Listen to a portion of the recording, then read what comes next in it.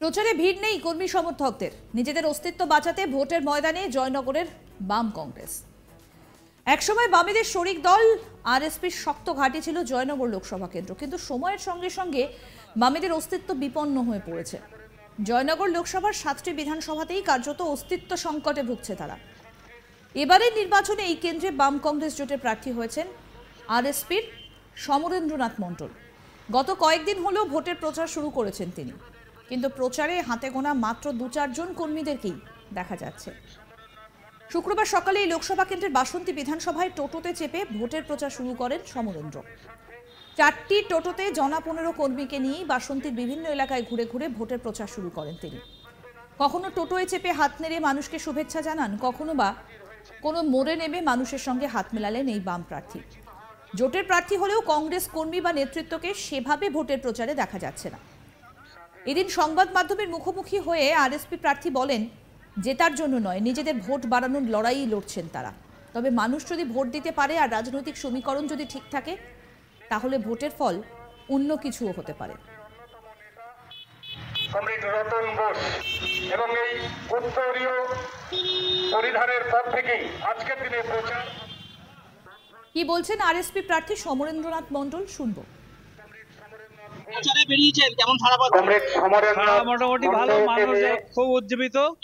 Vote পর্ব কি হবে জানি না, তবে মানুষ ভীষণভাবে মুক্তি পেতে চায়। পঞ্চায়েত নির্বাচন বা বিধানসভা নির্বাচনে মানুষ ভোট দিতে পারেনি, হ্যাঁ, কি মনে করছেন? সে এফেক্টটা আছে। সকলের ইচ্ছা যে আমরা অন্তত ভোট দিতে পারলে, আমরা আমাদের অধিকারটা খুঁজে পেলে আমরা শান্তিতে ভোট দিতে পারলে ভালো হয়।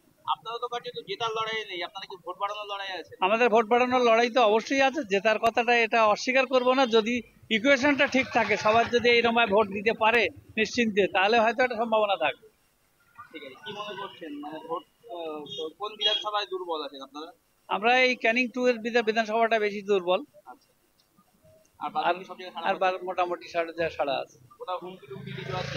না, সেই রকম কিছু নেই এই মুহূর্তে, এখনো কিছু দেখিনি। তবে কালকে আমরা যখন নমিনেশন দিতে যাই, তখন আমাদের অবস্ট্রাকশন করা হয়েছিল গোটা রাস্তাটাই। যে একটা ডিএম এর অর্ডারে আমরা যাচ্ছি, অথচ গোটা রাস্তা অবস্ট্রাকশন ছিল, আমরা বলেছি, কিন্তু তা সত্ত্বেও তারা অবস্ট্রাকশন করে রেখেছিল। এবং পরবর্তীকালে আমাদের এটা মোটামুটি ভালো হয়েছে, কিন্তু তারা বিরোধীরা সবসময় মিছিল টিছিল করে আমাদের অবস্ট্রাকশন করার চেষ্টা করেছে। মানুষের কাছে কি বার্তা নিয়ে যাচ্ছে? মানুষের কাছে বার্তা বলতে গেলে, আমি যে কনস্টিটুয়েন্সিতে দাঁড়িয়েছি তাতে অন্তত পক্ষে নদীমাত হলো না, রেল ব্রিজ সম্প্রসারণ হলো না, স্মার্ট মিটার বসানো বা বিদ্যুতের দাম বেশি, ন্যায্য মূল্যের দাম বেশি, এবং প্রতিনিয়ত যে সাধারণ মানুষ যে জীবিকা গ্রহণ করে, তাতে নিত্য সঙ্গী যেগুলো, যে বাজারে যা যা পণ্য দাম বেশি, সেই কারণে মানুষ অতিষ্ঠ হয়ে পড়েছে। তেলের দামও বেশি, অতিষ্ঠ হয়ে পড়েছে মানুষ। তার জন্য আমরা তাদের এই ইস্যুগুলোকে নিয়ে যাচ্ছি। আমরা ক্ষমতায় আসতে পারলে কোনোভাবেই মানুষকে এই যন্ত্রণায় ফেলতে দেবো না, আমরা নিশ্চয়ই তার সমাধান করব। আমাদের প্রতিনিধি প্রসেনজিৎ সাহা কি প্রতিবেদন তুলে ধরলেন, শোনাবো এবার। জয়নগর লোকসভা কেন্দ্রে কার্যত নিজেদের অস্তিত্ব সংকটে ভুগছে বাম এবং কংগ্রেসরা। এই জয়নগর লোকসভা কেন্দ্র একসময় বামেদের শক্ত ঘাঁটি ছিল। বামেদের শরিক দল আরএসপি প্রার্থী বারে বারে এই জয়নগর লোকসভা কেন্দ্র থেকে লোকসভা কেন্দ্রে জয়লাভ করেছে। জয়নগর লোকসভা কেন্দ্রে বর্তমানে পরিস্থিতি বদলেছে। এখানে কার্যত তৃণমূল কংগ্রেসই এই লোকসভা কেন্দ্রকে শাসন করছে। গত দুবার লোকসভা নির্বাচনে তৃণমূল প্রার্থী প্রতিমা মণ্ডল এই কেন্দ্র থেকে জয়লাভ করেন। তার আগে তৃণমূলের সাথে এসইউসিআই এর জোট হয়েছিল এবং সেই জোটে এসইউসিআই প্রার্থী তরুণ মণ্ডল এই লোকসভা কেন্দ্র থেকে জয়লাভ করেছিলেন। কিন্তু তারপর পরপর দুবার এই লোকসভা কেন্দ্র থেকে জয় পান তৃণমূল প্রার্থী প্রতিমা মণ্ডল। বর্তমানে এই লোকসভা কেন্দ্রে বামেদের অবস্থা অত্যন্ত শোচনীয়। এই লোকসভা কেন্দ্রে কার্যত প্রচারে কর্মীদেরকে খুঁজে পাচ্ছেন না বাম প্রার্থী। এই লোকসভা কেন্দ্র থেকে এবারে বাম প্রার্থী হয়েছেন আরএসপির সমরেন্দ্রনাথ মণ্ডল। বাম কংগ্রেস জোটের এই প্রার্থী ভোটের প্রচার শুরু করেছেন কয়েকদিন আগেই। তবে ভোটের প্রচার করতে বিভিন্ন প্রান্তে তিনি পৌঁছে গেলেও সেভাবে কর্মী সমর্থকদের লক্ষ্য করা যাচ্ছে না তার প্রচারে। শুক্রবার সকালে দক্ষিণ 24 পরগনার বাসন্তী বিধানসভা কেন্দ্র এলাকায় টোটোয় চেপে ভোটের প্রচার শুরু করেন এই আরএসপি প্রার্থী।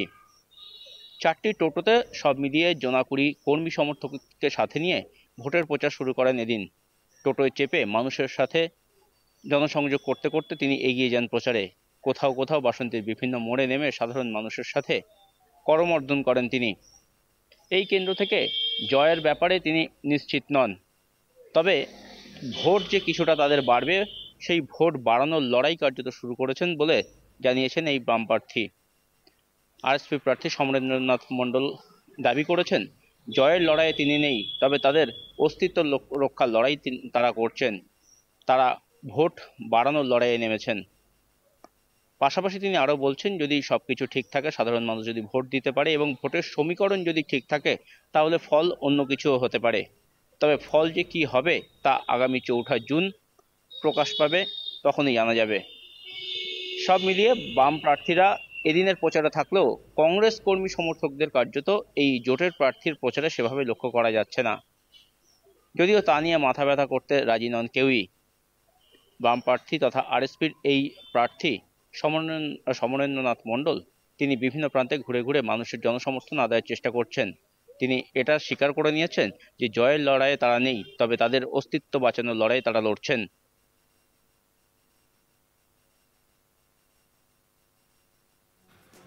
প্রচারে ভিড় নেই কর্মী সমর্থকদের, নিজেদের অস্তিত্ব বাঁচাতে ভোটের ময়দানে জয়নগরের বাম কংগ্রেস। একসময় বামেদের শরিক দল আরএসপির শক্ত ঘাঁটি ছিল জয়নগর লোকসভা কেন্দ্র, কিন্তু সময়ের সঙ্গে সঙ্গে বামেদের অস্তিত্ব বিপন্ন। জয়নগর লোকসভার 7টি বিধানসভাতেই কার্যত অস্তিত্ব সংকটে ভুগছে তারা। এবারের নির্বাচনে এই কেন্দ্রে বাম কংগ্রেস জোটের প্রার্থী হয়েছেন আরএসপির সমরেন্দ্রনাথ মণ্ডল। গত কয়েকদিন হলো ভোটের প্রচার তিনি শুরু করেছেন, কিন্তু প্রচারে হাতে গোনা মাত্র 2-4 জন কর্মীকেই দেখা যাচ্ছে। শুক্রবার সকালে এই লোকসভা কেন্দ্রের বাসন্তী বিধানসভায় টোটোতে চেপে ভোটের প্রচার শুরু করেন সমরেন্দ্র।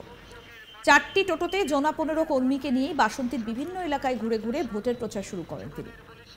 কখনো টোটোয় চেপে হাত নেড়ে মানুষকে শুভেচ্ছা জানান, আবার কখনো বা মোড়ে নেমে মানুষের সঙ্গে হাত মেলালেন এই বাম প্রার্থী। জোটের প্রার্থী হলেও কংগ্রেস কর্মী বা নেতৃত্বকে সেভাবে ভোটের প্রচারে দেখা যাচ্ছে না। এদিন সংবাদ মাধ্যমের মুখোমুখি হয়ে কি বললেন তিনি, শোনাই। মোটামুটি ভালো, মানুষ খুব উজ্জীবিত। ভোট পর্ব কি হবে জানি না, তবে মানুষ ভীষণভাবে মুক্তি পেতে চায়। পঞ্চায়েত নির্বাচন বা বিধানসভা নির্বাচনে মানুষ ভোট দিতে পারেনি, হ্যাঁ, কি মনে করছেন? সে এফেক্টটা আছে। সকলের ইচ্ছা যে আমরা অন্তত ভোট দিতে পারলে, আমরা আমাদের অধিকারটা খুঁজে পেলে আমরা শান্তিতে ভোট দিতে পারলে ভালো হয়। আপনারা তো কাছে তো জেতার লড়াই নেই, আপনারা কি ভোট বাড়ানোর লড়াই আছে? আমাদের ভোট বাড়ানোর লড়াই তো অবশ্যই আছে, জেতার কথাটা এটা অস্বীকার করব না। যদি ইকুয়েশনটা ঠিক থাকে, সবার যদি এই রকম ভোট দিতে পারে নিশ্চিন্তে, তাহলে হয়তো একটা সম্ভাবনা থাকবে। ঠিক আছে, কি মনে করছেন মানে ভোট কোন বিধানসভায় দুর্বল আছেন আপনারা? আমরা এই ক্যানিং 2 এর বিধানসভাটা বেশি দুর্বল, আর মোটামুটি সাড়া আছে। কোথাও হুমকি টুমকি কিছু আছে? না, সেই রকম কিছু নেই এই মুহূর্তে, এখনো কিছু দেখিনি। তবে আরো আপডেট পেতে দেখতে থাকুন আজ তাক বাংলার ইউটিউব চ্যানেল, সাবস্ক্রাইব করুন।